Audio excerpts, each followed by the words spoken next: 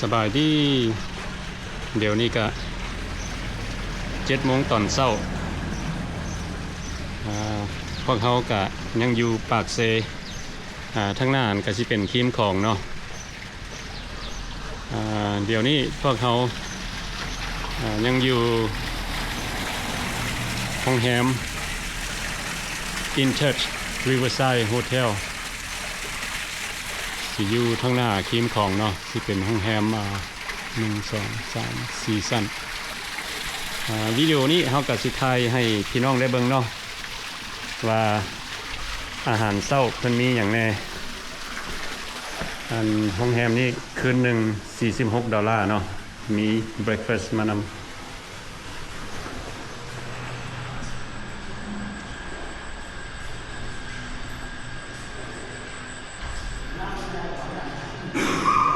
นี่เขาสิเข้าไปถ่ายให้ทุกคนได้เบิ่งเนาะอาหารเช้าอยู่ในโรงแรม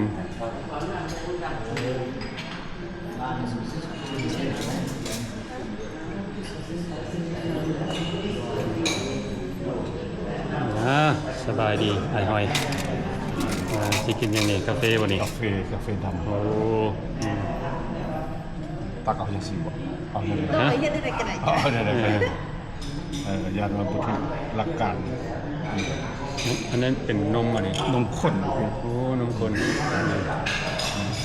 กาแฟ ข้างบ ดำ นนี้ก็มีกาแฟเนาะมาถ่ายให้FC ได้เบิ่งว่าเพิ่นมีอย่างมีฮอตซีเรียลสำหรับผู้ใดอยากกินเบรคฟาสต์มีซีเรียลมีน้ำเกี๊ยว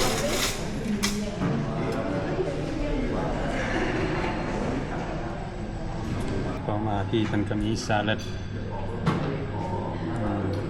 กาแฟแล้วก็มีเดรสซิ่งทางที่มันก็มีหมักไหม้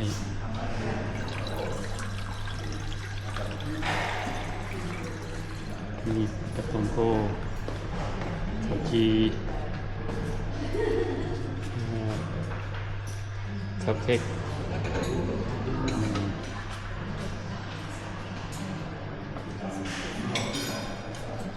ทางที่มันก็มีไข่ดาวแล้วก็มานี่มันก็มีฮอทดอกมานี่มันก็มีหัวเข่าฟรายไรซ์อันนี้จะเป็นฮะอันนี้ก็มักซาเวอร์ขวดสิ้นหมูใส่มักซาเวอร์โอ้มักซาเวอร์ไข่มะลาวางมาลาวังโอ้หาก็ได้ยินได้ฮะมักซาเวอร์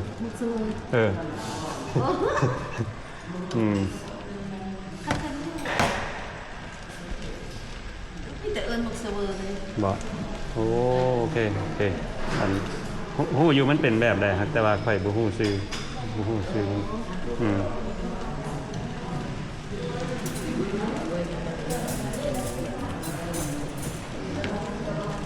ที่เพิ่นก็มีข้าวเปียกข้าว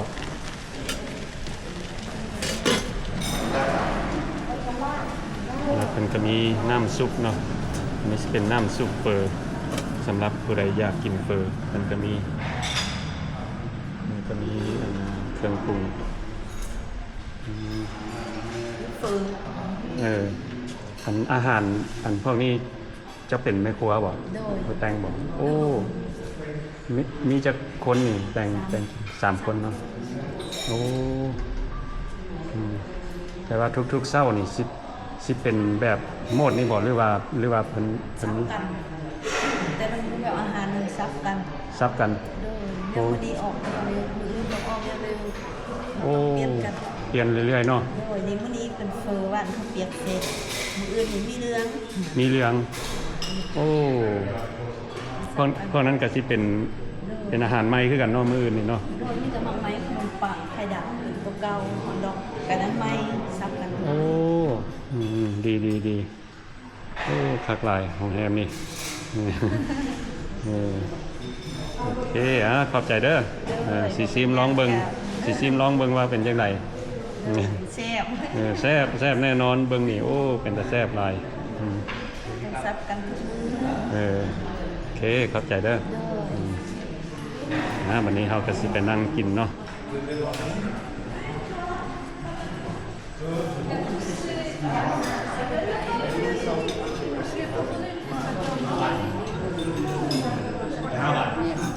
เป็นจังไดคนอเมริกาคนไม่กล้าบ่อันนี้ล่ะเป็นจังไดอาหารของเพิ่นโอเคบ่แซ่บ แซ่บโอ้แซ่บ แซ่บหลายในบ้านเฮาเลยแซ่บเด้อโชคแซ่บ แซ่บบ่โอ้เขาสิได้กินนี่ซะก่อนกินแซ่บ เจ้าแพ้ก็ลงครับที่เดินทาง โอเคอันนี้เพิ่นแซ่บเลยเพิ่นดูปากเทเด้อแป้งก็แซ่บเคยบ่เคยกินวันนี้เขาก็จะได้มานั่งกินกับไอหอยกับโซเปอร์มาเด้อพี่น้องเด้อมาเที่ยวปักเซมากินอาหารเช้าอยู่โรงแรมหรูนี่โรงแรมหรูคืนนึง$46เนาะแล้วก็มีอาหารเช้ามีน้ำมีกาแฟให้พร้อมครบพี่น้องมา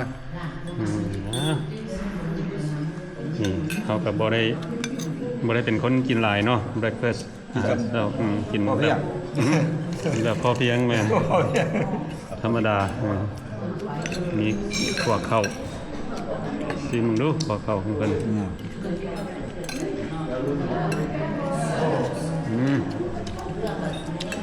ครับ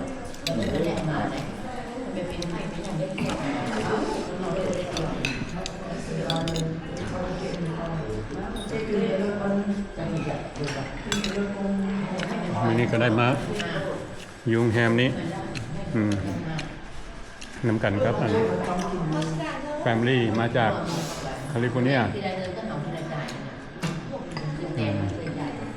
แล้วก็ไอหอยนี่อยู่อันสีไทยเนาะโดยแมน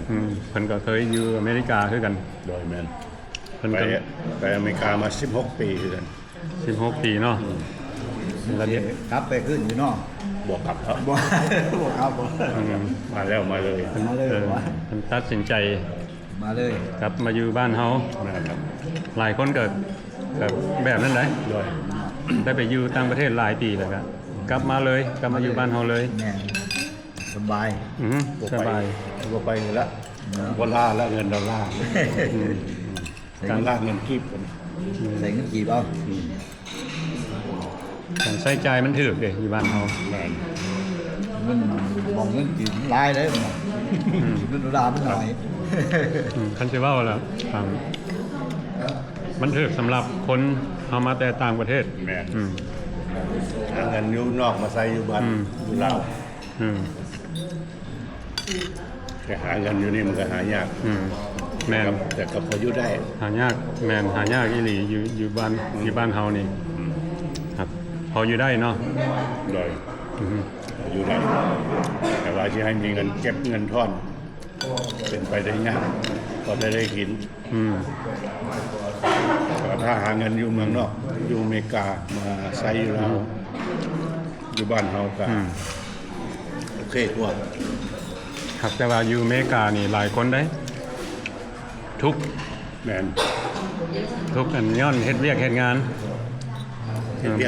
บ่ได้อยู่บ่ได้เซาแบบสำหรับเฮาสมัยตะกี้ละแม่นเฮ็ดเวียกห้องงานไกล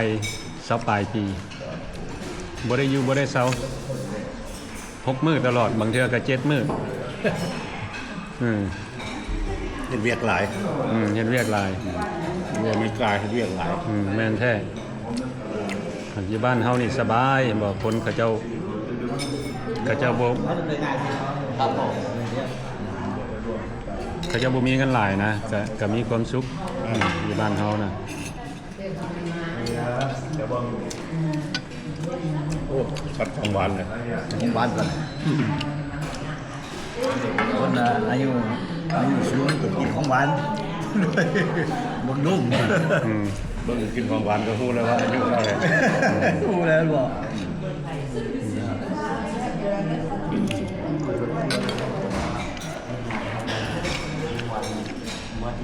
อันนี้ก็ไอ้หอยเด้อเป็นมีช่อง YouTube เดี๋ยวขอฝากช่องนะ เป็นสิขอฝากช่อง เด้อพี่น้องเด้อขอฝากช่องเด้อช่อง ฮักคนลาว เป็นภาษาอังกฤษเด้อพี่น้อง เป็นภาษาอังกฤษ ขออนุญาตฝากช่องน้อยๆกำลังเฮ็ดเนาะ ฮักคนลาว พ่อแม่พี่น้องติดตามแม่เนาะ ติดตามเพิ่นแน่ โดย เพิ่นก็เริ่มต้นใหม่ โดย เรียนใหม่ โดย หลายสิ่งหลายอย่างก็ยังบ่อันนี้ เก่ง ยังบ่เก่งเพิ่นก็เรียนไปเทื่อละเล็กเทื่อละน้อยนั่นล่ะอาศัยพ่อแม่พี่น้องเบิดทุกคนล่ะเนาะกดติดตามให้จังสิได้สำเร็จเนาะ ขอบคุณขอบใจเด้อพี่น้องเด้ออย่าลืมกดติดตามช่องฮักคนลาวภาษาอังกฤษ ฮักคนลาว ฝ่ายโจนี่ เพิ่นก็ธรรมดาเพิ่นก็ฮักเบิดทุกคนนั่นล่ะ ช่อง ฮักแต่ว่าเป็นชื่อซ่องเพิ่นซื่อ ฮักคนลาว ๆเพิ่นก็ฮักเบิดทุกคน คนต่างประเทศฮักคือกัน ชื่อช่องเป็นชื่อช่อง คือซองซื้อ ชื่อซ่องซื่อๆ เนม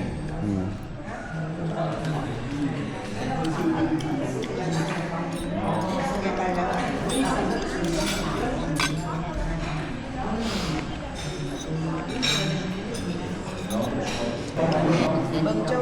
ดูชื่อเลขของเจ้า บ่ถึง เบิ่งละบ่ถึก 8 โมงหรือว่า7 โมงกินน้ำกินน้ำ How was the breakfast Good. Good Just had toast and some banana. Oh okay That's all I had for today. Alright เฮาบ่ใกล้ซ้ำ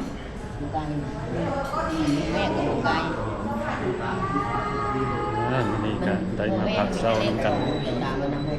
หลายคนเนาะแฟนลิงมาจากรัฐแคลิฟอร์เนียกับเท็กซัสกินอาหารเช้าแล้วพวกเขาก็จะได้เช็คเอาท์จาก InTouch Hotel ห้องของเพิ่นก็สะอาดดีเนาะอันนี้สำหรับผู้ใดมักแฟนซีหน่อยนึง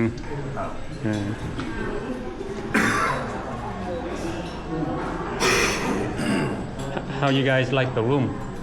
Your room? It's Good. okay. It's You know, good. they got that water cranked up super hot. Oh, okay. That bad boy almost burned me. Yeah. That thing was real hot because I didn't know how to do the control Yeah. the handle in there. Yeah.